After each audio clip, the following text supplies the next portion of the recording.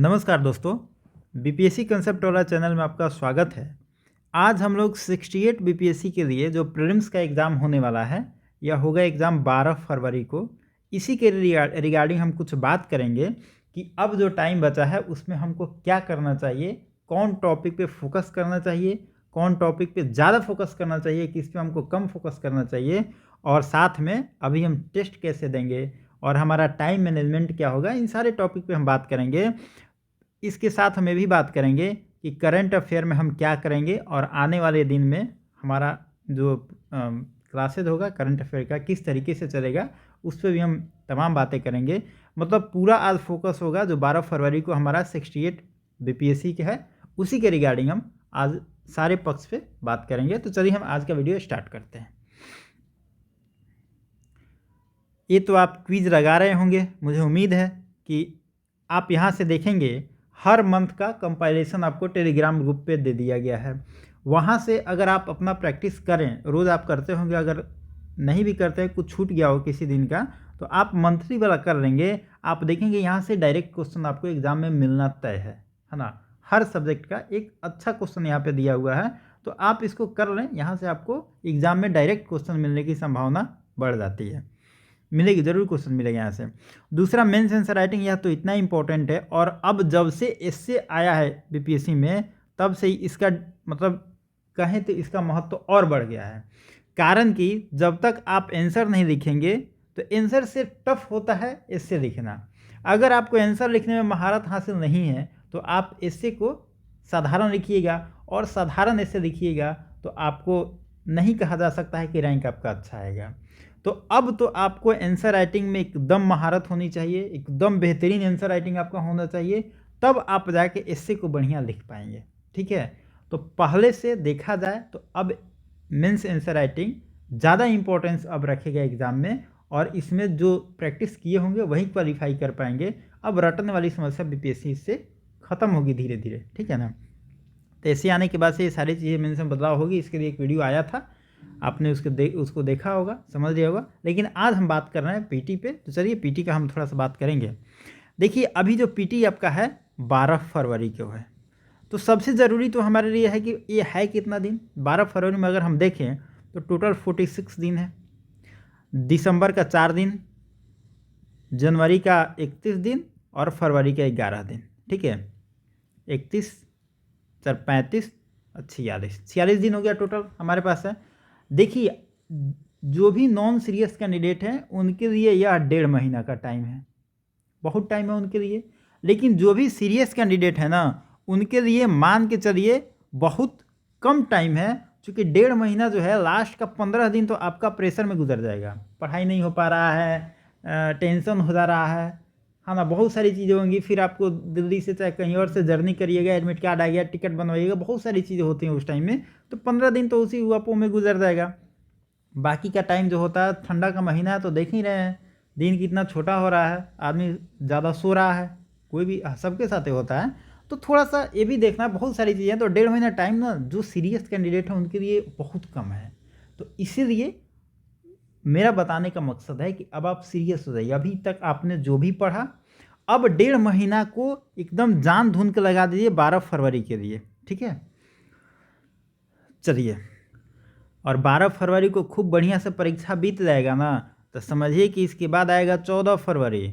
14 फरवरी का इन्जॉयमेंट आपके लिए ना दोगुना हो जाएगा। ठीक है, तो देखिए 12 फरवरी को आप एग्ज़ाम दीजिए, फिर 14 को सेलिब्रेट करिए अपने आप को, समझ गए ना। तो इसीलिए पढ़ाई पे थोड़ा सा फोकस कर लीजिए कि यह बीपीएससी के एग्ज़ाम गड़बड़ होना नहीं चाहिए। हम इसमें बात करेंगे, बेसिकली हम 4 टॉपिक पे बात करेंगे। पहला हमारा सोर्स क्या होना चाहिए, दूसरा रिवीजन हम कैसे करें, और रिवीजन बहुतों को होता है कि हम पढ़ तो रहे हैं लेकिन मेरा मार्क्स बढ़ नहीं रहा है, ये भी एक प्रॉब्लम है। तो उसके लिए रिवीजन कितना ज़रूरी है ये भी बताएंगे हम। फिर टेस्ट कितना इंपॉर्टेंस रखता है ये भी बताएंगे, और लास्ट में हम बताएंगे टाइम मैनेजमेंट। बेसिकली हम इन 4 टॉपिक पे इस वीडियो में चर्चा करेंगे। सबसे पहले हम चर्चा करेंगे सोर्स का, हमारा सोर्स क्या होना चाहिए और हम किस सब्जेक्ट को पहले पढ़ें। देखिए हम पूरे सब्जेक्ट को, टोटल 8 सब्जेक्ट आपसे बीपीएससी में पूछा जाता है। Science, history, Bihar special, current affair, और नीचे है पॉलिटी, ज्योग्राफी, इकोनॉमिक्स और मैथमेटिक्स। हमने 2 सेगमेंट में बांटा है। ये जो 4 सब्जेक्ट है ना, ये मेजर सेगमेंट है। सबसे ज़्यादा क्वेश्चन यहीं से पूछा जाता है और हम क्रोनोलॉजी में इसको रखे हैं। सबसे ज़्यादा क्वेश्चन साइंस से पूछा जाता है, फिक्स है 30, हिस्ट्री से 25 से 35, कभी कभी अब 25 होता है, कभी कभी आप देखेंगे 32-33 तक हो जाता है। तो यही रेशियो रहता है हिस्ट्री को, इसलिए हमने इसको 2 नंबर पर रखा है। और बिहार स्पेशल 22 या 28 क्वेश्चन यहाँ से पूछा था। ये लगभग जो डेटा है पिछला 5-6 परीक्षाओं का है बीपीएससी का, ठीक है। तो बिहार स्पेशल से 22 से 28 सवाल पूछा जाता है हर साल, और करंट अफेयर से 20 से 30, और सबसे ज़्यादा वेरिएशन देखेंगे करंट अफेयर में होता है। कभी कभी 20 हो जाता है, कभी 30 हो जाता है, कभी 32-33 भी हो जाता है, ठीक है।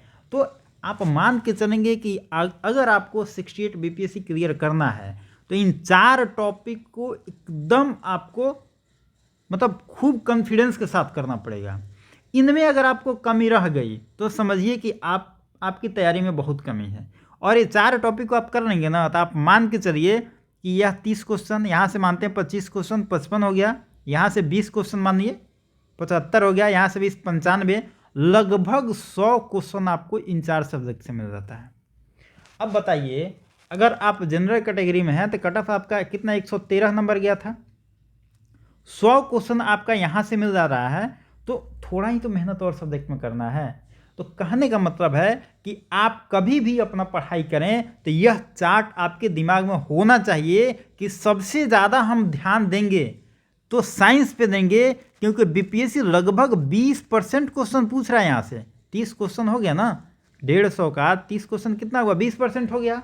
20% वेटेज साइंस का है, तो हम साइंस पे सबसे ज़्यादा फोकस करेंगे। अगर मेरा कमज़ोर है तो हम और ज़्यादा मेहनत करेंगे, ठीक है। हम आगे बताएंगे कि साइंस में आपको कैसे पढ़ना है, क्या पढ़ना है, लेकिन अभी हम थोड़ा सा स्ट्रेटजी बता दे रहे हैं। 2 नंबर पे हमारा फोकस होना चाहिए हिस्ट्री। अब हमारा फोकस हिस्ट्री क्यों होगा, क्योंकि बीपीएससी का फोकस हिस्ट्री है। बीपीएससी सबसे ज़्यादा सवाल 2 नंबर पे पूछ रहा है, तो हिस्ट्री से पूछ रहा है, तो मेरा पढ़ने के जो प्रायोरिटी होगी वहाँ भी हिस्ट्री को हम 2 नंबर पे रखेंगे।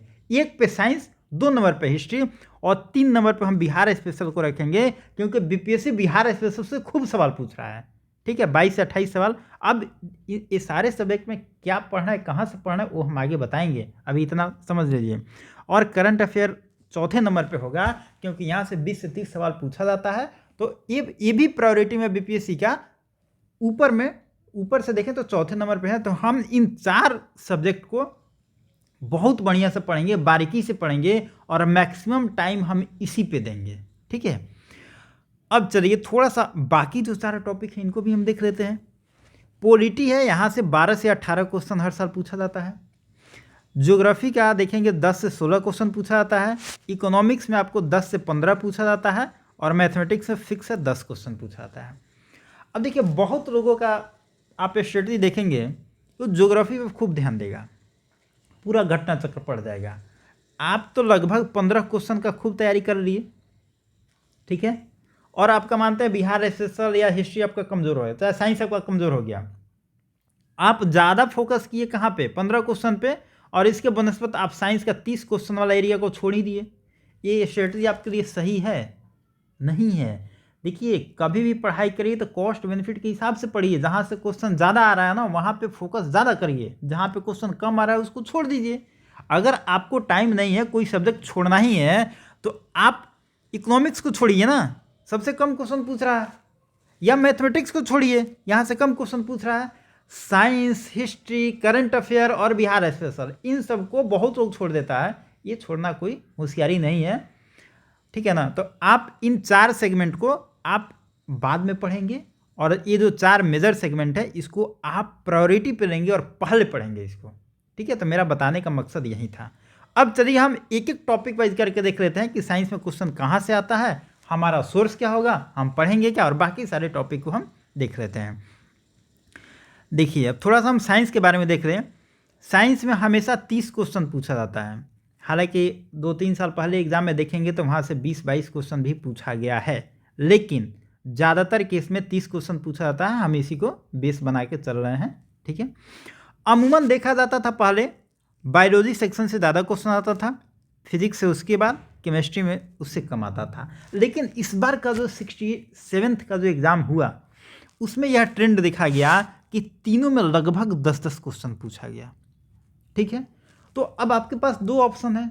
कोई कह सकता है कि अगर पुराना ट्रेंड फॉलो किया तो बायोलॉजी से सबसे ज़्यादा पूछेगा, फिर फिजिक्स से पूछेगा, फिर केमिस्ट्री से पूछेगा।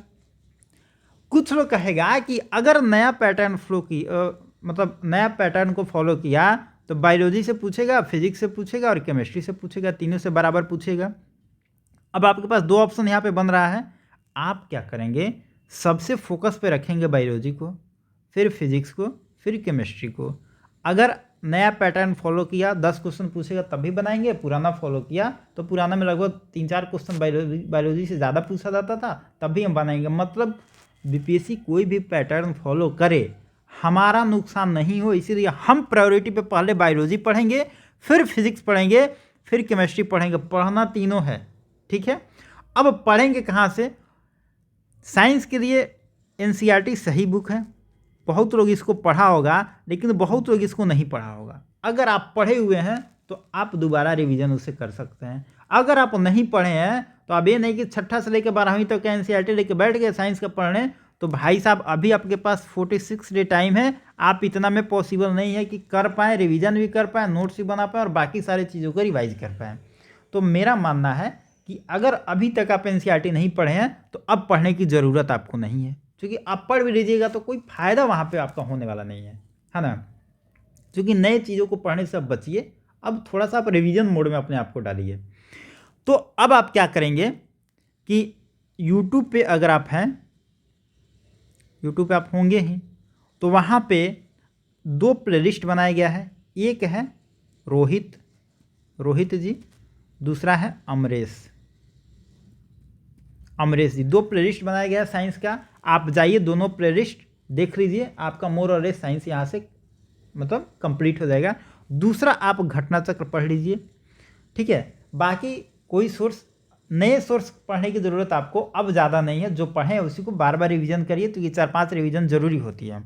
साथ में जो रेजोनेंस ग्रुप से जुड़े हुए हैं उनको तो साइंस से इधर उधर देखने की ज़रूरत नहीं है, उनको काफ़ी सारा वीडियो दे दिए गए, आप वही वीडियो को देखिए और उसी वीडियो को बार बार रिवाइज करिए, आपका साइंस का लगभग चीज़ें कंप्लीट हो जाएगी, ठीक है।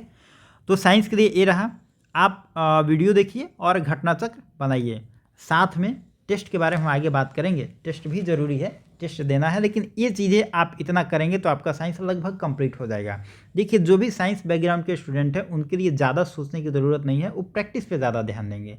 लेकिन जो नॉन साइंस बैकग्राउंड के स्टूडेंट हैं उनके लिए साइंस बहुत बड़ी चीज़ हो जाती है और उनको समझने में थोड़ा सा दिक्कत होती है। तो उनके लिए ज़रूरी है कि आप वीडियो देख लें और घटना चक्र का क्वेश्चन प्रैक्टिस के लिए आप ट्राई कर सकते हैं। वहाँ से क्वेश्चन डायरेक्ट आता है बीपीएससी में।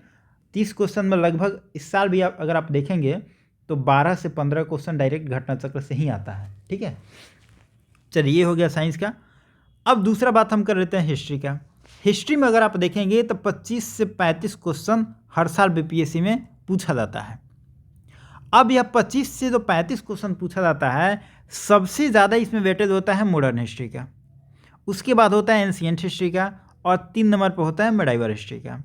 देखिए मेडाइवल हिस्ट्री का टॉपिक बहुत बड़ा है, इसमें बहुत सारी चीज़ें हैं, लेकिन मेडाइवल हिस्ट्री में बहुत सारी चीज़ें छोड़ना भी होता है, ठीक है। अगर आप तीनों को करना चाहें तो मेरा राय होगा आप सबसे पहले मॉडर्न हिस्ट्री करेंगे, क्योंकि यहाँ से हिस्ट्री का 50% क्वेश्चन मॉडर्न हिस्ट्री से ही पूछा जाता है, ठीक है।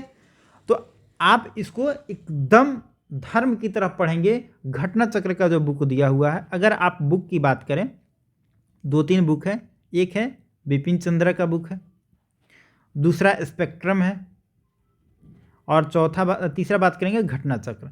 आपने बिपिन चंद्र और स्पेक्ट्रम अगर पढ़ा है तो पढ़ लेंगे, फिर दोबारा आपको फ़ायदा होगा।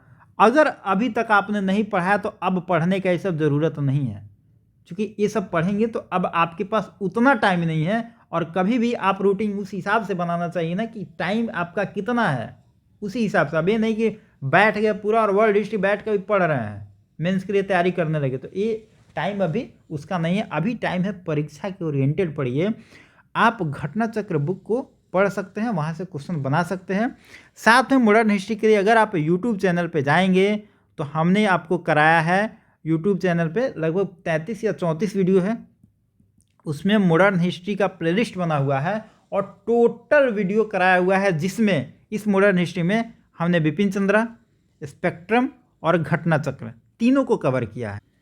ठीक है, तो या तो आप यूट्यूब से वीडियो देख सकते हैं, नहीं तो उसके बाद आपको मन करे तो घटना चक्र पढ़ सकते हैं, और अगर आप पहले से बिपिन चंद्रा और स्पेक्ट्रम पढ़ें तो आप उसको मन करे तो एक बार रिवाइज कर लें। ठीक है, इतना सफिशियंट होगा आपके मॉडर्न हिस्ट्री के लिए। उसके बाद अगर हम बात करें एंशिएंट हिस्ट्री में क्या पढ़ना है, तो देखिए एंशिएंट, अगर आप रेजोनेंस बैच से हैं तो एंशिएंट और मेडाइवल हिस्ट्री वहाँ पे कराया गया है, आपको इधर उधर कुछ नहीं करना है। नहीं तो आप घटना चक्र से, या एंशिएंट के लिए कहेंगे आर.एस. शर्मा का बुक है, आर.एस. शर्मा को आप पढ़ सकते हैं। लेकिन देखिए वही बात फिर आती है, आर.एस. शर्मा या यहाँ पे सतीश चंद्र का बुक है, अगर आप पहले पढ़ें तो फिर पढ़ सकते हैं, नहीं तो आप टॉपिक उठाइए और घटना चक्र पढ़ लीजिए, आपके लिए वो सफिशियंट रहेगा, क्योंकि अब आपको एनसीईआरटी पढ़ने का, समझने का, नोट्स बनाने का टाइम नहीं है। मतलब कहने का मतलब है कि तीनों हिस्ट्री की अगर हम बात करें तो घटना चक्र का बुक आप पढ़ें, प्रैक्टिस लगाएं वहाँ से, और आपका जो भी नोट्स हो, पहले से तो कुछ तो पढ़े ही होंगे ना, पहले से आप जो भी पढ़े हैं नोट्स है नोट्स को हमेशा रिवाइज करिए, और वहाँ से करके आप टेस्ट पेपर दीजिए। टेस्ट में देखिए आपका कितना स्कोर आ रहा है, जो भी करेक्शन करना है वहाँ पे आप अपने नोट्स को अपडेट करिए, और यूट्यूब पे ये सारा प्लेलिस्ट बना हुआ है मॉडर्न हिस्ट्री का, आप वहाँ पे जाके देख सकते हैं। ठीक है, ये हो गया हिस्ट्री में। और यहाँ से लगभग 25 से 35 सवाल पूछा था, तो आप इसको एकदम ही धर्म की तरह मतलब पढ़िए, क्योंकि हिस्ट्री बहुत मेजर सेगमेंट है बीपीएससी के लिए। तीसरा हम बात करते हैं बिहार स्पेशल। देखिए बिहार स्पेशल ना बहुत लोगों, कुछ लोगों का देखेंगे बहुत अच्छा होता है, कुछ लोगों का बहुत ख़राब होता है। यहाँ से 22 से 28 सवाल पूछा जाता है, और देखिए कहीं कहीं आप डेटा देखेंगे ना, तो हम जैसे 22 बता रहे हैं, कहीं लोग 20 बताएगा, कहीं लोग 25 बताएगा, कहीं 30 बताएगा। तो होता ये है कि बिहार हिस्ट्री का कोई सवाल है एंशिएंट हिस्ट्री का, उसको कुछ लोग एंशिएंट हिस्ट्री में डाल देगा, कुछ लोग बिहार हिस्ट्री में डालेगा, तो ये थोड़ा ओवरलैप होता है 2-3 नंबर का डिजिट का, तो ध्यान, इस पर ध्यान मत दीजिएगा। लेकिन मोर और लेस यही होता है, औसतन देखा जाए तो यही अनुमान होता है। देखिए बिहार हिस्ट्री में क्या पूछेगा, बिहार स्पेशल में क्या पूछेगा आपसे, 3 चीज़ पूछेगा, 3 नहीं 4 चीज़ पूछेगा। एक तो बिहार हिस्ट्री, एक बिहार ज्योग्राफी, एक बिहार पॉलिटी पूछेगा, थोड़ा सा इकोनॉमी का भी पार्ट आ जाता है, और एक पार्ट होता है मिसलेनियस का, बिहार के बारे में कुछ कुछ पूछ लेगा। अब देखिए आपको करना क्या है, बिहार हिस्ट्री के लिए आपको कोई बुक नहीं पढ़ना है। अब आप कहेंगे सोर्स होगा क्या जब बुक ही नहीं पढ़ना है, आप चले जाइए यूट्यूब पे, और यूट्यूब पे बिहार हिस्ट्री के लिए एक स्पेशल प्लेलिस्ट बना हुआ है, बिहार ज्योग्राफी के लिए एक प्लेलिस्ट बना हुआ है, और पॉलिटी का भी एक प्लेलिस्ट बना हुआ है ना। आप तीनों को देख लीजिए, लगभग इसमें आप देखेंगे 12 से 15 वीडियो होगा, इसमें 13-14 वीडियो होगा, है ना। इसी टाइप से वीडियो है, इसको पढ़ाए हैं रोहित जी पढ़ाए हैं। और देखिए बिहार स्पेशल इससे बढ़िया मार्केट में आपको नहीं मिलेगा, और यही वीडियो को आप देखेंगे कि मार्केट में बहुत लोग यहीं से यूट्यूब से डाउनलोड करके लोग बेच रहा था, 5-6 से 8 हज़ार रुपया तक इसी वीडियो को बेच के लोग पैसा कमा लिया। देखिए बनाया कोई और पैसा कमाया कोई और, ऐसा भी धंधा चल रहा है, और बहुत लोग खरीद भी लिया, है ना, क्योंकि अच्छा चीज़ है तो लोग खरीदेगा। लेकिन आपको यहाँ पे फ्री मिल रहा है, कोई पैसा नहीं लग रहा है। आप जाइए यूट्यूब पे, प्लेलिस्ट बना हुआ है, 1 नंबर वीडियो से चलाइए और अंतिम तक देखिए, और मेरा गारंटी है आप सारे वीडियो का नोट्स बना लीजिए, उसको 4-5 बार रिवाइज कर लीजिए, और मार्केट में जितना नोट्स, जितना आपका क्या कहते हैं टेस्ट पेपर है, उसको उठाइए और सोल्व करिए। अगर आपका वहाँ से नंबर नहीं आता है बढ़िया, 80, 85, 90% से कम नंबर आएगा, तो आपको टेलीग्राम ग्रुप का नंबर दिया गया है, आप मेल कर सकते हैं, आपको जो भी करना हो आप हमसे बात कर सकते हैं, इसकी गारंटी है। क्योंकि देखिए यहाँ पे जो भी पढ़ाया जाता है फुल प्रूफ के साथ पढ़ाया जाता है ना, कि टॉपिक ओरिएंटेड होगा, और इससे बढ़िया आपको, देखिए हम नहीं कह रहे हैं कि इससे बढ़िया मार्केट में नहीं होगा, क्योंकि ये कहना कि हम ही सर्वश्रेष्ठ हैं, ये थोड़ा सा अतिशयोक्ति हो जाती है। अच्छा है ये हम कह सकते हैं, लेकिन सर्वश्रेष्ठ नहीं कहेंगे। इससे बेटर मार्केट में मिले तो मैं कहूँगा कि आप भी हमको बताइए, हमको सुझाव दीजिए, हम भी अपने में सुधार करेंगे, है ना। तो कहने का मतलब है कि आप बिहार स्पेशल के लिए इस प्लेलिस्ट पे रिलाई कर सकते हैं, पढ़ सकते हैं, और यहाँ से आपको बेटर नंबर मिल सकता है, आप सक्सेस पा सकते हैं। ठीक है, तो जाइए, बिहार हिस्ट्री का एक प्लेलिस्ट बना है, बिहार ज्योग्राफी का बना है, पॉलिटी का बना है, सारा आप वहाँ से कर सकते हैं। और मिसलेनियस में वही आता है कि जो सब में कवर होता है उसको मिसलेनियस मान लिया जाता है, या जो किसी में कवर नहीं होता उसके लिए एक अलग सेगमेंट मिसलेनियस में मान लिया जाता है। तो बिहार के प्रोस्पेक्टिव में देखेंगे तो ऐसा बहुत सारा चीज़ें होती हैं जो मिसलेनियस में आता है। तो ये सारे टॉपिक को मिला दें तो लगभग 22 से 28 क्वेश्चन बनता है जो बिहार स्पेशल हम कहते हैं, और ये बहुत मेजर सेगमेंट है। तो आप इसका सोर्स बुक नहीं रखेंगे बल्कि इसका सोर्स आप यूट्यूब रखेंगे और वहाँ से पढ़ के आप इसको कर सकते हैं। चौथा बात करें हम करंट अफेयर। देखिए, करंट अफेयर 20 से 30 क्वेश्चन हर साल पूछा जाता है, और करंट अफेयर में ना बहुत देखेंगे कभी कभी बहुत ज़्यादा पूछ दिया जाएगा, कभी कम पूछा जाएगा, तो ये होते रहता है। और कभी कभी साल हम देखेंगे कि जिस साल 20 सवाल करंट अफेयर का पूछा गया है उस साल देखेंगे ना बिहार स्पेशल या हिस्ट्री, इस सेगमेंट का वेटेज बढ़ जाएगा। जब करंट अफेयर 30 पूछा जाएगा तो यह दोनों सेगमेंट का थोड़ा थोड़ा 2-2, 4-4 क्वेश्चन कम हो जाएगा। तो ये घटते बढ़ते रहता है। मतलब अगर देखिए, बिहार स्पेशल, हिस्ट्री, करंट और साइंस, ये 4 सेगमेंट है ना, लगभग 100 नंबर रहेगा, कोई घटेगा कोई बढ़ेगा, लेकिन एवरेज मान के चलिए ये चारों सेगमेंट से 100 नंबर का क्वेश्चन आपका रहेगा, ठीक है ना। अब देखिए 20 से 30 सवाल यहाँ पूछा जाता है, तो इसमें से क्या क्या सेगमेंट रहेगा करंट अफेयर का। पहला रहता है नेशनल करंट अफेयर, भारत में पहली बार कोई घटना हो रही है, कोई स्टेट कुछ नया कर रहा है ना, सरकार कुछ नया इनिशिएटिव ले रही है, उसके बारे में पूछा जाता है। इंटरनेशनल लेवल पे होती है, कोई समिट हो गया, भारत किसी ऑर्गेनाइजेशन में पार्टिसिपेट किया या कहीं अध्यक्ष बना, ये सब पूछता है सवाल। या भारत का किसी देश के साथ कोई संबंध हुआ, वहाँ पे कोई टाई अप हुआ किसी चीज़ के लिए, ये सब सवाल पूछता है। या दुनिया का पहला ऐसा कोई कंट्री बना जो कुछ अभूतपूर्व काम कर दिया, जैसे सोलर एनर्जी में, तो कुछ भी किसी भी सेक्टर में पहला काम करने वाला दुनिया का कोई ऐसा देश, तो इस टाइप के सवाल यहाँ पे ज़्यादा बनते हैं। तीसरा प्रश्न बनता है बिहार का, बिहार में खेल में कोई व्यक्ति कोई अच्छा काम कर दिया, बिहार में कोई व्यक्ति कोई पद्म भूषण मिल गया, बिहार में कोई ऐसा इंसान है, मतलब जो भी हो करंट से रिलेटेड बिहार के जो भी क्वेश्चन बनता है वो पूछा जाता है। तो करंट में 3 सेगमेंट होता है हमारा, एक होता है नेशनल, एक होता है इंटरनेशनल और एक होता है बिहार। और इन तीनों सेगमेंट को हम मिला लें तो 20 से 30 क्वेश्चन औसतन मान के चलें कि 8, 9, 10, यही मान के चलें कि 8, 9, 10 क्वेश्चन हर सेगमेंट से पूछा जाता है। इसके लिए देखिए 2 काम आप कर सकते हैं। एक तो आप जो अभी पढ़ रहे हैं, हम नहीं कहेंगे कि मत पढ़िए, आप पढ़िए, आप जो पढ़ रहे हैं पढ़िए। बहुत लोगों को ये डाउट होता है ना कि कौन बुक लें। देखिए करंट अफेयर का कोई बुक ले लीजिए, बात बराबर है, सब में लगभग सेम चीज़ें लिखी है ना। अब जैसे मई महीने का करंट अफेयर लीजिएगा तो ऐसा थोड़े मई महीने में कुछ नया करंट कोई और बुक लिख देगा, वही लिखेगा, है ना। हाँ, किसका लैंग्वेज अच्छा है, कौन आपको ज़्यादा समझ में आता है, कौन बुक अट्रैक्टिव है, ये मायने रखता है ना। दूसरा बात है, बहुत लोग 2-2 बुक ले लेता है। भाई साहब देखिए, 2 बुक मत लिया करिए, 2 बुक से ना आप फैल जाएंगे, आप मतलब दिमाग में तनाव आ जाता है।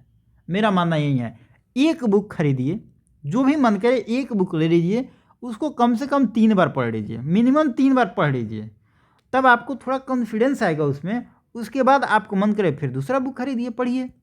लेकिन जब तक आप 3 बार एक बुक को नहीं पढ़ते हैं तब तक आप दूसरा बुक लेके, बहुत लोग को हम सुनते हैं कि जैसे मई मंथ का करंट अफेयर पढ़ रहे हैं तो जैसे एडिटोरिया है इससे पढ़ लिए, फिर दूसरा बुक एसपीडी है इससे भी पढ़ लिए।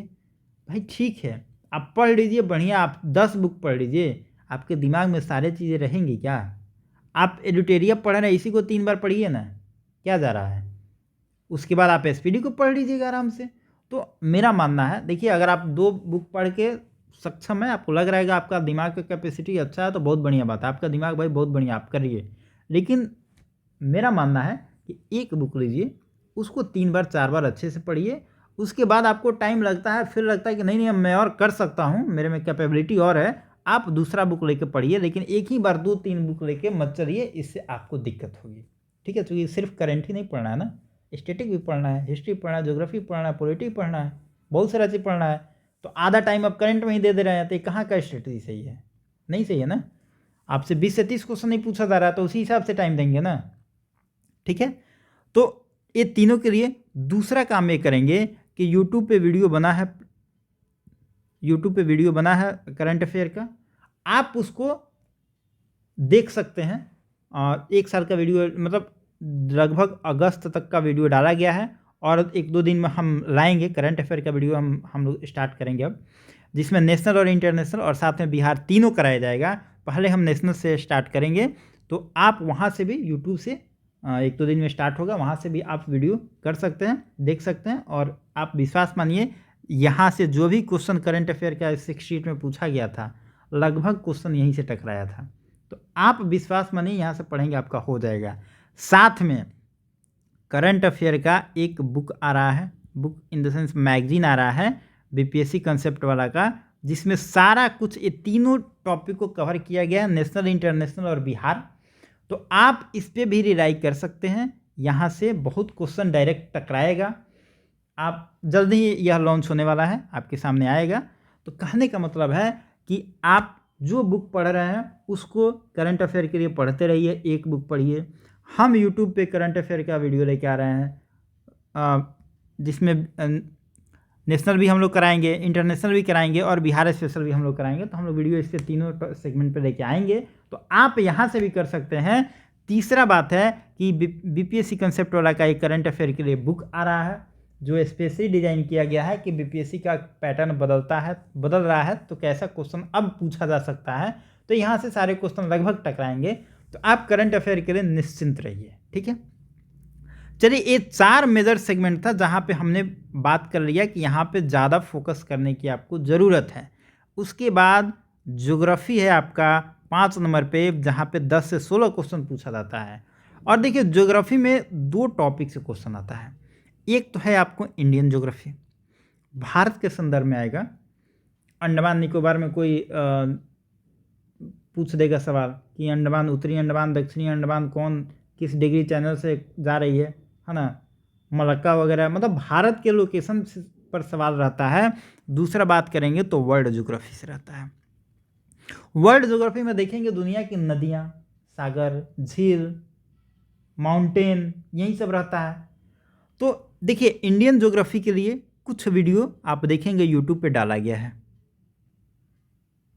यूट्यूब पे कुछ वीडियो डाला गया है, जो रेजोनेंस ग्रुप के हैं उनको तो ज़रूरत नहीं है, उनको सारा कुछ बता दिया गया है, ज्योग्राफी का वीडियो आएगा। लेकिन यूट्यूब पे देखेंगे इंडियन ज्योग्राफी का कुछ वीडियो वहाँ पे डाला गया है, आप उसको कर लें। उसके बाद आप प्रीवियस ईयर क्वेश्चन देखें और कौन कौन से टॉपिक को बीपीएससी हिट करता है। देखिए, 6-7 टॉपिक है, वहीं से बीपीएससी हर साल सवाल बनाता है ना। आप उन टॉपिक को नोट डाउन कर लें और उन टॉपिक को कर लें। तीसरा हम बात करेंगे, अगर देखेंगे वर्ल्ड ज्योग्राफी का, तो वर्ल्ड ज्योग्राफी के लिए आप देखेंगे यूट्यूब पे continent wise Asia, Europe, Africa, उत्तरी अमेरिका, दक्षिणी अमेरिका, सारे कंटिनेंट को बताया गया है। यूट्यूब पे सारा वीडियो पड़ा हुआ है, इस वीडियो को कर लीजिए। इससे बाहर आपका एक भी क्वेश्चन बनने की संभावना नहीं है। वर्ल्ड ज्योग्राफी को कराए हैं रोहित जी, और देखिए बहुत बेहतर कंटेंट है। आप एक बार देखिए, आप एक बार वहाँ पे जाके पढ़ लीजिए, उसको नोट्स बनाइए और नोट्स को 5-6 बार रिवाइज कर ले जाइए। वर्ल्ड ज्योग्राफी का जितना क्वेश्चन पूछेगा आप सारा क्वेश्चन बना लीजिएगा। 10 से 16 सवाल में लगभग 50% क्वेश्चन पूछा जाता है इंडियन ज्योग्राफी का, और 50% क्वेश्चन पूछा जाता है वर्ल्ड ज्योग्राफी का। तो लगभग अगर सारे कंटिनेंट को आप पढ़ लेते हैं तो 6 से 8 सवाल जो यहाँ से पूछा जाएगा आपका, आप यहाँ से कर पाएंगे। और इंडियन ज्योग्राफी में आप यहाँ से जो भी 50% सवाल पूछा जाएगा आप यहाँ से भी कर सकते हैं, ठीक है। तो ज्योग्राफी का ए सेगमेंट हो गया। और पहले से देखिए, हम बार बार ये नहीं कह रहे हैं कि अपना नोट्स मत पढ़िए, क्योंकि मैं मान के चल रहा हूँ कि आप जो भी नोट्स बनाए होंगे उसको तो पढ़ेंगे ही, वो तो ज़रूरी चीज़ है। हम प्लस ऐड क्या करना है वो बता रहे हैं, तो इसका मतलब ये नहीं कि आप अपने नोट्स को दरकिनार कर देंगे। वो बेसिक चीज़ है, और सबसे इम्पोर्टेंट आपका नोट्स ही है। आप पहले नोट्स पढ़िए, फिर दुनिया जहान की चीज़ों को पढ़िए, ठीक है।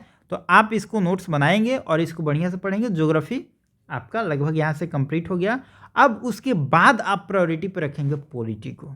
पॉलिटी में 12 से 16 क्वेश्चन पूछा जाता है।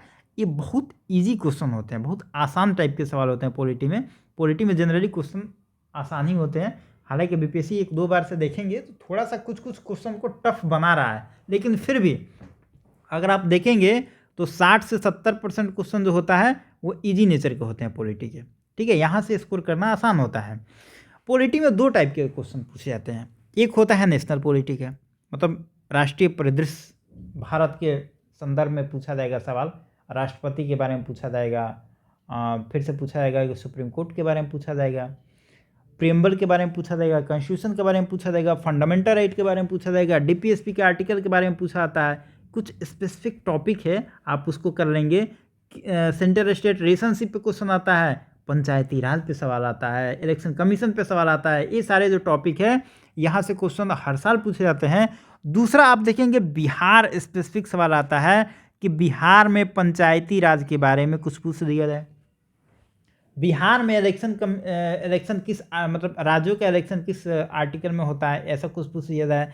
या राज्यों में जो फाइनेंस कमीशन होता है उसके कोई डेटा आया हो तो वहाँ से सवाल पूछ लिया जाए, है ना। तो कहने का मतलब है ये सब सवाल पूछा जाता है।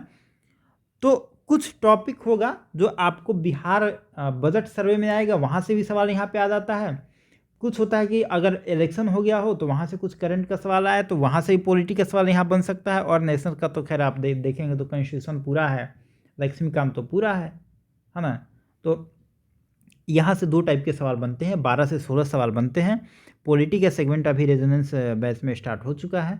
कुछ वीडियो यूट्यूब पे डाला गया है, आप जाइए उन वीडियो को देखिए और पिछले 67th के एग्ज़ाम में देखेंगे, वहाँ से बहुत सारे क्वेश्चन पॉलिटी के टकराए हैं। ठीक है, तो आप वहाँ से करेंगे पॉलिटी का, और लगभग 12 से 16 क्वेश्चन आपको यहाँ से आता है, तो आपको इसी प्रायोरिटी लेवल पे इसको रखना है। उसके बाद हम बात करेंगे इकोनॉमिक्स। देखिए इकोनॉमिक्स बीपीएससी के फेवरेट एरिया में नहीं आता है। अब आप कहेंगे 10 से 12 क्वेश्चन तो पूछता है, बिल्कुल पूछता है भाई। ये सवाल होता कहाँ से है? कुछ सवाल होता है 5 से 6 सवाल होता है बेसिक इकोनॉमिक्स का, और 5 से 6 सवाल इसमें होता है बजट एंड सर्वे का। तो बजट एंड सर्वे तो आपका कवर हो जाएगा करंट में, करंट अफेयर में आपका कवर हो जाएगा। दूसरा बेसिक इकोनॉमिक्स में आपसे क्या पूछेगा? देखिए कुछ टॉपिक है बीपीएससी का हमेशा वहीं से पूछेगा, जैसे जीडीपी क्या है, जीएनपी क्या है, इन्फ्लेशन पे सवाल आएगा, बैंक के बारे में जो सवाल आता है सीआरआर एसएलआर, ये सब से सवाल, बैंकिंग के बारे में सवाल आता है, ट्रेड बैलेंस के बारे में सवाल पूछता है, ट्रेड फाइनेंशियल डिफिसिट वगैरह ये सब पे, फिजिकल डिफिसिट वगैरह पे सवाल आता है। ठीक है, उसके बाद हम बात करें तो इकोनॉमिक्स में गरीबी है, बेरोजगारी है, और इस पे कुछ कर्व है ना। जैसे आप देखेंगे एग्जाम में गिनी कोफिशिएंट वगैरह पे सवाल आता है। तो ये सब जो स्पेसिफिक एरिया है यहाँ से बीपीएससी सवाल पूछता है। तो इन सब को आप पीवाईक्यू अगर बनाएंगे ना तो वहाँ से आपका एक टॉपिक मिल जाएगा, और वही टॉपिक पे बीपीएससी घुमा के सवाल पूछता है।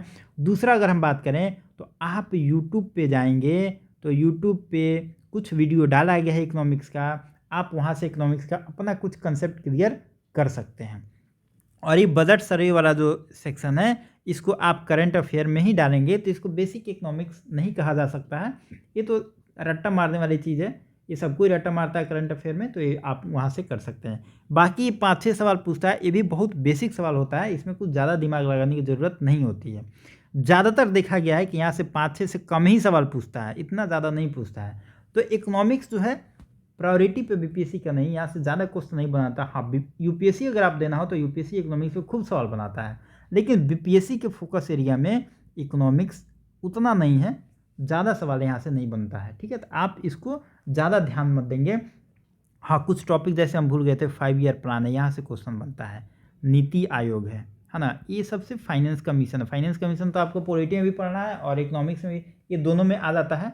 तो ये सब कुछ टॉपिक है, यहाँ से क्वेश्चन बनता है और यही सब टॉपिक से बनता है। ठीक है, अब लास्ट वाला मेरा सेक्शन है मैथमेटिक्स।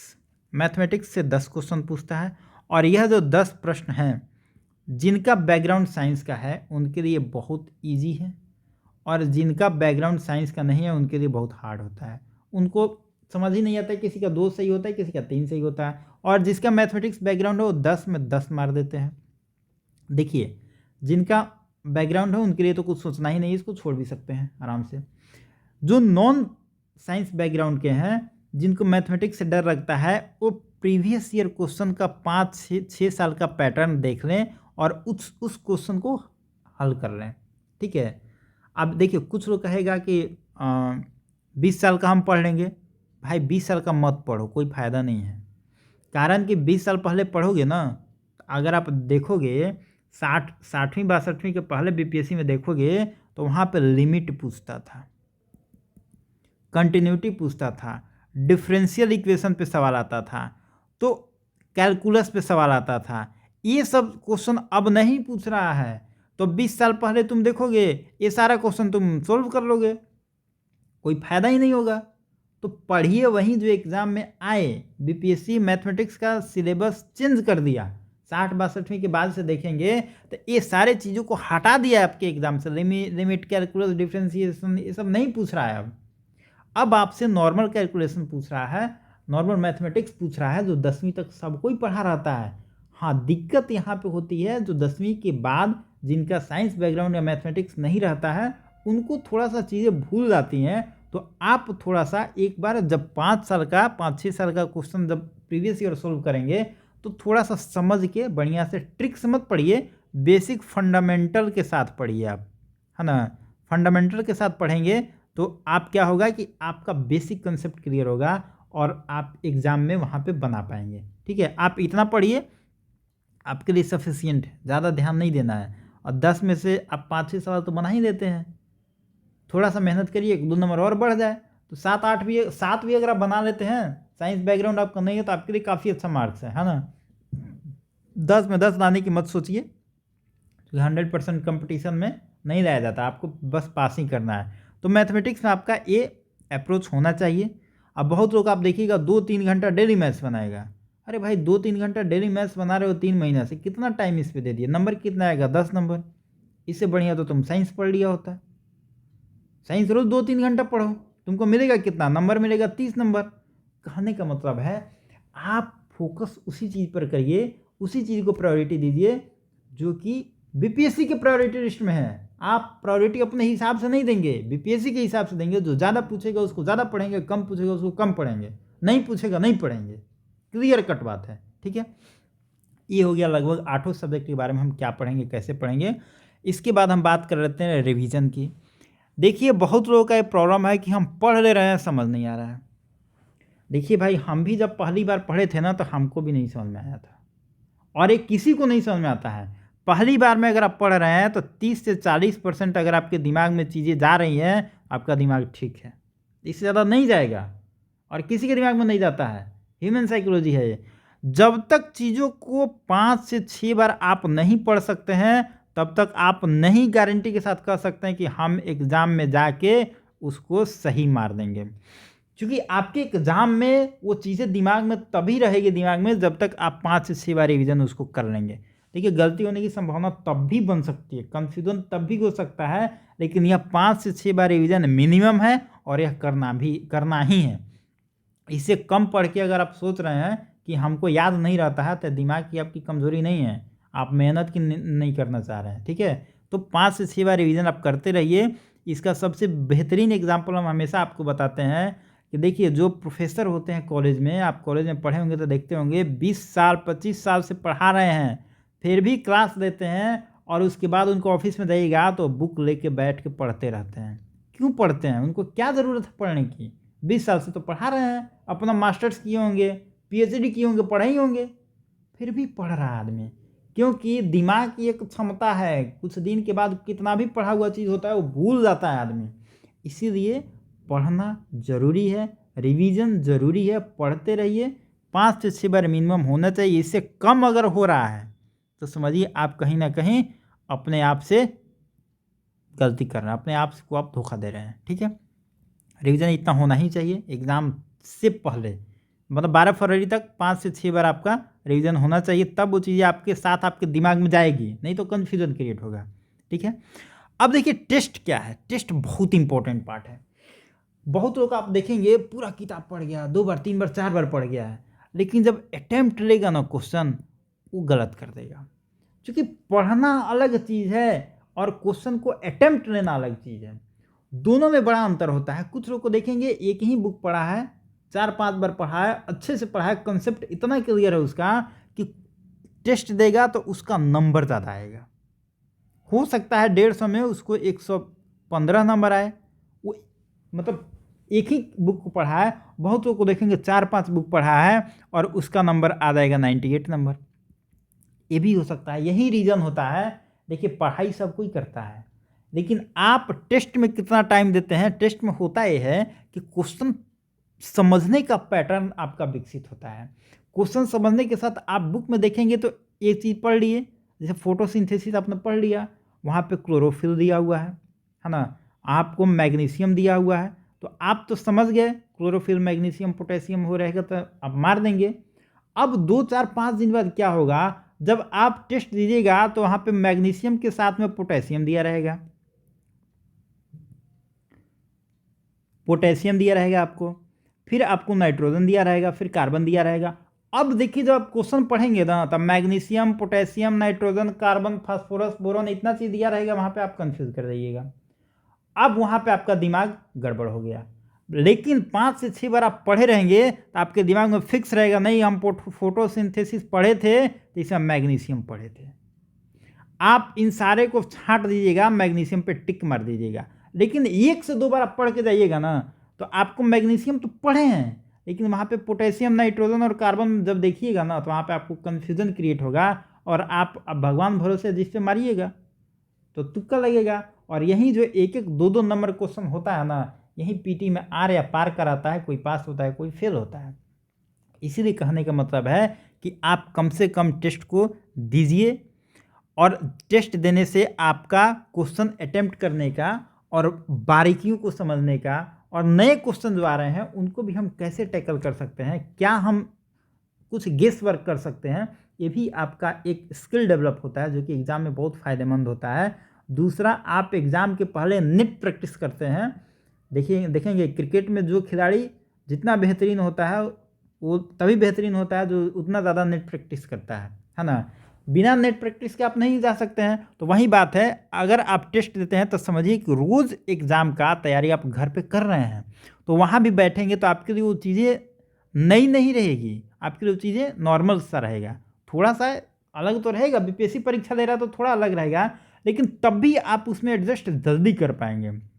आज तक आप टेस्ट दिए नहीं हैं, रज़ाई में बैठे हैं एकदम आराम से, पलथी मार के वहाँ पे गए, कुर्सी टेबल पे बैठना है, ठंडा का महीना रहेगा, आपको ठंडा भी लगेगा क्योंकि आपको तो रज़ाई में रहने की आदत है ना, तो ये भी असर करता है। और वहाँ पे आप जाएंगे 2 घंटा बैठना है सीरियस हो गए, फिर आपका वहाँ पे टेम्परामेंट बन नहीं पाएगा, तो गड़बड़ हो जाएगा। तो टेस्ट बहुत सारी चीज़ों के लिए ज़रूरी है। आपका सिलेबस कितना कवर हुआ ये जानने के लिए ज़रूरी है, आप कितना स्किल के साथ मार पाते हैं ये जानने के लिए ज़रूरी है, आपका एक टाइम मैनेजमेंट के लिए ज़रूरी है, और चौथा बात करें तो आपका एक शरीर का एटमॉस्फेयर टेस्ट के लिए बन रहा है, इसके लिए भी ज़रूरी है। तो टेस्ट बहुत ज़रूरी है। और देखिए, पढ़ाई करने से, पढ़ाई से एग्ज़ाम नहीं होता है, अगर एग्ज़ाम होता है तो टेस्ट से होता है। अगर आप टेस्ट दे रहे हैं तो ऑब्वियस बात है आप पढ़ाई कर रहे हैं, टेस्ट दे रहे हैं डेली तो आप पढ़ाई निश्चित ही कर रहे हैं। तो टेस्ट देने से ही परीक्षा निकलता है, सिर्फ पढ़ाई करने से कितना भी कर लीजिए पढ़ाई, रिजल्ट की गारंटी नहीं है। देखिए होने को तो हो भी जाएगा, होने को तो लोग पैसा देके भी पास कर रहे तो अलग बात है, लेकिन हम यहाँ पे व्यवहारिक बात कर रहे हैं। तो सिर्फ पढ़ाई से नहीं होता है रिजल्ट, आपको रिजल्ट लेना हो तो टेस्ट देना पड़ेगा, ठीक है। इसके लिए आपको जहाँ से मन करे, देखिए बीपीएससी कंसेप्ट वाला टेस्ट सीरीज लॉन्च किया है, आप इसको देख सकते हैं, बना सकते हैं।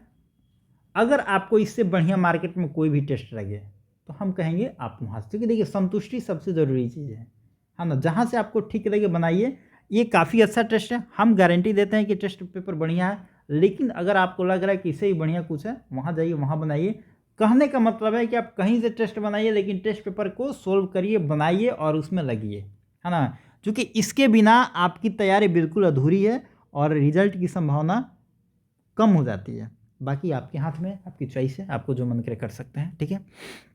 लास्ट में टाइम मैनेजमेंट की बात करें, टाइम मैनेजमेंट की बात करें तो देखिए टाइम 2 तरीके का काम आप डेली दिन भर में 2 तरीके का काम करते हैं। एक काम करते हैं पॉजिटिव, एक करते हैं नेगेटिव। पॉजिटिव कौन काम होता है? जैसे आप खा रहे हैं, नहा रहे हैं, फिर थोड़ा बहुत घर में सफाई कर रही है अपना, वो भी ज़रूरी है ना? सोना आपके लिए ज़रूरी है। अगर आप अकेले हैं तो कुछ खाना बना रहे हैं, मतलब ये जो भी आपके लिए ज़रूरी चीज़ है, यह पॉजिटिव चीज़ है। नेगेटिव इन द सेंस क्या है कि शाम को निकले चाय पीने निकले हैं, बैठे हैं और पूरा रसिया यूक्रेन का मतलब जो भी कंडीशन है, बैठ के उस पर चर्चा हुआ, 2 घंटा इस पर हम चर्चा किए। इसका कोई मतलब है? कोई मतलब नहीं है। कोई नया वेब सीरीज आया है, बहुत बढ़िया वेब सीरीज है, अब बैठ के हम एकदम 6 घंटे का, अब जैसे खाकी नया वेब सीरीज आया है हाल ही में, कल परसों हम भी सुने, तो नया वेब सीरीज आया है, अब मानते हैं 7-8 घंटे का है, 10 घंटे का है, बैठ के उसको हम 10 घंटे का वेब सीरीज है, उसको हम बैठ के देख रहे हैं। नया कोई मूवी आया है तो मूवी के शौकीन आदमी हैं आप, मूवी देखना ही है, जाके एकदम पीवीआर में बैठ के बुक करा के देख रहे हैं, एक मूवी देख रहे हैं। देखिए ये सारी मूवी देखिए, हम नहीं कह रहे हैं मत देखिए, ये सब भी ज़रूरी चीज़ है, लेकिन थोड़ा सा अभी परीक्षा है तो ये सारी जो चीज़ें हैं ना, ये नेगेटिव चीज़ है, आपको इससे बचना है। देखिए पॉजिटिव चीज़ें जो ही खाना पीना नहाना धोना, ये सब तो बंद नहीं ना कर सकते हैं। अब गंदा बन के खाना बदोश रह के तो पढ़ाई नहीं होगा, उसके लिए एकदम साफ़ सुथरा रहिए, बढ़िया कपड़ा पहनिए, एकदम डीओ मार के परफ्यूम मार के रहिए, कोई दिक्कत नहीं है। जितना नीट एंड क्लीन रह सकते हैं, घर को साफ़ सुथरा रखिए, चमका कर रखिए, ये सब में पूरा ध्यान दीजिए, एकदम पॉजिटिव एनर्जी यहाँ से मिलेगा। नया नया कपड़ा पहन के बैठिए, नया कपड़ा पहनने के बाद जूता मतलब पहन के मत बैठिए, मतलब अच्छा पहन के बैठिए, जिसमें आपको अच्छा कंफर्टेबल फील हो, अच्छा पहनिए, सुंदर दिखिए, ये बहुत अच्छा चीज़ है, आपको पॉजिटिव एनर्जी यहाँ से मिलेगी, है ना? यहाँ इसमें आपको कंप्रोमाइज़ नहीं करना है, कंप्रोमाइज़ करना है जो आपका नॉन सीरियस काम है उसमें। और इसमें सबसे ज़्यादा नॉन सीरियस होता है रात में उठाए फ़ोन 12 बजे, कब 12 से 1 बजा, कब 2 बजा, कब 3 बजा, बजते सुबह हो गया, सुबह हो गई, अब सुबह जगना था, मालूम चला सुबह तक सोए ही नहीं है, फ़ोन पर लगे हुए हैं। ये सब कामों से थोड़ा बचिए, है ना? अगर आपका उधर जो पार्टनर है वो भी परीक्षा दे रहा है, तब तो साथ साथ बर्बाद हो रहे हैं। अगर मानते हो परीक्षा नहीं दे रहा है तो उसका क्या जा रहा है, आपको बर्बाद कर रहा है ना? तो जो भी हो, आप वहाँ से थोड़ा टाइम ले लीजिए, है ना? कह दीजिए, समझा दीजिए, बता दीजिए कि परीक्षा का घड़ी नज़दीक आ रहा है, 12 फरवरी को परीक्षा है, तो 12 फरवरी को हमको परीक्षा बढ़िया से देने दो, फिर 14 फरवरी को तुम्हारे साथ अच्छा से सेलिब्रेट करेंगे वैलेंटाइन डे। क्योंकि 12 फरवरी को परीक्षा चला जाएगा ना, तो 14 फरवरी का जो उत्सव है बड़ा बेहतरीन तरीके से मनेगा, जोश और जुनून आपका दोगुना हो जाएगा। लेकिन अगर ये गड़बड़ा गया ना, तो ये बड़ा बेकार जाएगा, समझ गया ना? तो सारा डिसाइड करता है बीपीएससी, मान के चलिए कि बीपीएससी ही डिसाइड कर रहा है कि आपका वैलेंटाइन कैसे होने वाला है, समझ गया ना? ये भी देखिए, पढ़ने का ना ये भी थोड़ा पॉजिटिव थॉट होता है, यहाँ से भी आप पॉजिटिव चीज़ों को ले सकते हैं, ठीक है? अब यहाँ से कुछ चीज़ें हो गई, तो आप जो भी आपके साथ में जो इस टाइप की घटनाएं घट रही हैं ना नेगेटिव वाली, इसको थोड़ा कम करिए। साथ में ये भी होता है, कुछ लोग नेगेटिव होता है आपके अगल बगल में, जैसे आप पढ़ रहे हैं बैठ के, कोई पड़ोसी आ गया, चाहे घर का ही कोई आदमी है, एकदम नेगेटिव बात करेगा, हमेशा बोलेगा अरे क्या दिन भर घर में बैठ के पढ़ते रहते हो, घर बंद करके, रिजल्ट हो ही नहीं रहा है। अब वो आया, आपको बोल के एक लाइन चला गया, उसको याद भी नहीं है क्या बोला है 1 घंटा पहले, आपका दिमाग डिस्टर्ब रहेगा पूरा दिन। तो आप ऐसे लोगों से ना, नेगेटिव लोगों से बचिए, उनको इग्नोर करिए। वो आपके घर में भी पाए जा सकते हैं, आपके पड़ोस में भी पाए जा सकते हैं, आपके दोस्ती के सर्कल में भी पाए जा सकते हैं, और आपके मोहब्बत वाले प्यार मोहब्बत में भी पाए जा सकते हैं। तो ऐसे लोग जो भी हैं उनसे बचिए, उनको इग्नोर करिए, क्योंकि नेगेटिव चीज़ों का बड़ा इम्पैक्ट पड़ता है, ठीक है? लोगों से कम बात करिए, अपने को ज़्यादा टाइम दीजिए। और देखिए टाइम मैनेजमेंट की बात, हाँ, इधर टाइम काटना है और इधर टाइम आप दे रहे हैं, कोई दिक्कत नहीं। पॉजिटिव वाला जो भी चीज़ें, खा पी नहा रहे हैं, कपड़ा लत्ता धो रहा है, अपना जो भी अपना काम कर रहा है, अपने में टाइम दीजिए, अपना पढ़ाई करिए। जो लोग नौकरी करते हैं उनके साथ थोड़ा समस्या होती है, लेकिन अगर आपके पास नौकरी नहीं है फिर भी टाइम मैनेजमेंट नहीं हो पा रहा है, तब तो आप यही सब काम ज़्यादा कर रहे हैं, इसको बंद करिए, है ना? दूसरी बात, टाइम मैनेजमेंट के लिए हम एक चीज़ आपको राय देंगे। देखिए टाइम मैनेजमेंट जो होता है ना, लड़की लोगों का बढ़िया होता है, लड़कों के बनिस्पत। ऐसा नहीं कि 100% लड़कियों का ठीक होता है, एवरेज बात कर रहे हैं, लड़की लोग का टाइम मैनेजमेंट सही होता है। इसका मेन रीज़न है कि लड़की लोग का ये सब जो निगेटिव वाला सेंस है ना, जैसे बैठ के 2 घंटा हम चाय पी रहे हैं, डिबेट कर रहे हैं, डिस्कस कर रहे हैं, घर से बाहर गए हैं तो घूम रहे हैं, ये सब लड़कियों के साथ नहीं होता है। लड़कियाँ ज़्यादातर घर में रहती हैं, तो घर में तो गार्जियन के साथ रहती हैं, तो थोड़ा सा इनका लाइफ ना डिसिप्लिन होता है। जो गार्जियन के साथ दिन भर मम्मी के सामने रहेगी, क्या करेगी, कुछ ज़्यादा हरकत तो कर नहीं सकती है, डांट खा जाएगी। तो ये लोग का थोड़ा सा लाइफ डिसिप्लिन होता है। अब आप घर से निकल गए, बाहर किसी दोस्त के रूम पे चले गए, तो वहाँ पे बैठ के दारू भी पीजिएगा, कौन देख रहा है। और ज़्यादातर लड़के घर से बाहर ही होते हैं, है ना। तो लड़के जब घर से बाहर होते हैं, दिल्ली हैं, तो आज खुशी का, आज भारत पाकिस्तान का मैच में भारत जीत गया तो खुश हैं तो दारू पियेंगे, आज भारत हार गया गम में है तो दारू पियेंगे। तो ये सब टेक्निक ना लड़कों के साथ ज़्यादा होता है, लड़कियों के साथ कम होता है। दूसरा बात है, एक और सबसे बड़ी चीज़ बिहार में देखा गया है तो कि ज़्यादातर लड़कियों के साथ ये होता है कि आप 1-2 साल में तुम या तो बीपीएससी करो, कोई नौकरी करो, नहीं तो तुम्हारा शादी कर देंगे। ये लड़कियों के साथ है, लड़कों के साथ ये ज़्यादातर नहीं है, बहुत कम है, लड़कियों के साथ ये ज़्यादा है। तो देखिए, इसको कहेंगे आपदा। ये तो अच्छी बात है नहीं, आपदा है, लेकिन तमाम ऐसी लड़कियों का आप एग्जाम्पल देखेंगे ना कि इस आपदा को अवसर बना लेती है और उसके दिमाग में चलता है कि 1-2 साल में हमको निकाल लेना है, नहीं तो मेरा शादी कहीं और हो जाएगा, किसी और लड़का से, साधारण लड़का से, हमको बीपीएससी निकालना है। और ऐसे बहुत लड़कियों के एग्जाम्पल हैं कि वो बीपीएससी निकाल रही हैं। मतलब आपदा को लड़की अवसर बना लेती है। और ऐसा हम नहीं देखे हैं कि कोई लड़का शादी के डर से ऑफिसर बने, बीपीएससी क्वालिफाई कर पाए। कोई निकाला होगा, लेकिन हमको जान पहचान में ऐसा दिखता नहीं है। लेकिन लड़कियां तमाम इसके एग्जाम्पल हैं और लड़कियों के साथ ऐसा होता है। देखिए, है तो यह आपदा, लड़कियों के साथ उतना मौका नहीं मिला, लेकिन उसमें भी अवसर ढूंढ रही। मतलब उस पढ़ती है, इस जुनून के साथ पढ़ती है कि हमको 1-2 साल में शादी कहीं और हो जाएगा, उससे बढ़िया हम अफसर बन जाए, कि बढ़िया से शादी हो, है ना। तो कहने का मतलब अपने माइंड को उस लेवल पे ले जाती है कि हमको इसी साल करना है। और जब ये जुनून के साथ तैयारी होता है ना, तो कोई भी तैयारी हो उसमें जोश और जुनून आपका दोगुना हो जाता है। ठीक है, तो ये सब बातें हैं। तो टाइम मैनेजमेंट आप थोड़ा लड़कियों से सीखिए। और एक थोड़ा सा हम उनको बता दे रहे हैं, आप अपने घर में देखिए ना, आपकी बहन का परीक्षा होगा, चाहे जिनका गर्लफ्रेंड होगी वो ज़्यादा रिलेट कर पाएंगे। आपकी गर्लफ्रेंड का परीक्षा होगा, आपकी बहन का भी आप ये रिलेट कर सकते हैं। आप देखिएगा, परीक्षा जितना दिन चलेगा उस सबका मोबाइल ऑफ रहता है, एकदम एकदम। आप कॉल करेंगे तब भी नहीं लगेगा। लेकिन लड़कों का रहेगा, परीक्षा रहेगा कल, आज एकदम दोस्ती यारी सर्कल चल रहा है, चाय की दुकान पे बैठ के चाय पी रहे हैं, अपना रूटीन इन लोगों का नहीं छूटता है। थोड़ा सा ये लड़कों में कमजोरी है ना। तो ये सारी चीज़ें देखिए, जो लड़कियों में जो चीज़ें अच्छाई हमको ले लेना है ना। बाकी हमें जो अच्छाई हो तो अच्छी बात है, जो नहीं है वो भी हमको बाहर से ले लेना है और सीखना है। कुछ हम दूसरों से सीखें, कुछ हम दूसरों को सिखाएं, यही तो जीवन है। ठीक है ना। तो टाइम मैनेजमेंट, और हम ये भी कुछ दिन से देख रहे हैं, जितना लड़कों को प्रॉब्लम आ रही है, जितना मेल मैसेज आ रहा है कि टाइम मैनेजमेंट नहीं हो रहा, लड़कियों का कम मैसेज आता है, क्योंकि इनका टाइम मैनेजमेंट ना अपना ठीक रहता है। और गांधी भी इस बात को स्वीकारते हैं। गांधी कहते हैं कि भले ही शारीरिक स्तर पे, फिजिकल लेवल पर देखेंगे, जो पुरुष होता है वो शक्तिशाली होता है, ताकतवर होता है, लेकिन मानसिक स्तर पर देखेंगे तो महिलाओं का बहुत दिमाग मतलब ठीक होता है, मानसिक स्तर पर बहुत मजबूत होती है महिलाएं। वो ठान लगी करना है ना तो कर लेती हैं, है ना। ये गांधी का स्टेटमेंट है, मेरा नहीं है, तो इसमें किंतु परंतु मत करिएगा। ठीक है ना। तो ये चीज़ें थोड़ा सा आप लड़कियों से सीखेंगे, सीखना है। बाकी आपका टाइम मैनेजमेंट अगर अच्छा हो तो बढ़िया बात है। बाकी यही सब चीज़ें हैं। तो चलिए मिलते हैं नेक्स्ट वीडियो में, और बाकी सारी चीज़ें वहाँ पे हम देखेंगे, और करंट अफेयर को हम स्टार्ट करेंगे 1-2 दिन में। चलिए मिलते हैं नेक्स्ट वीडियो में। Thank you.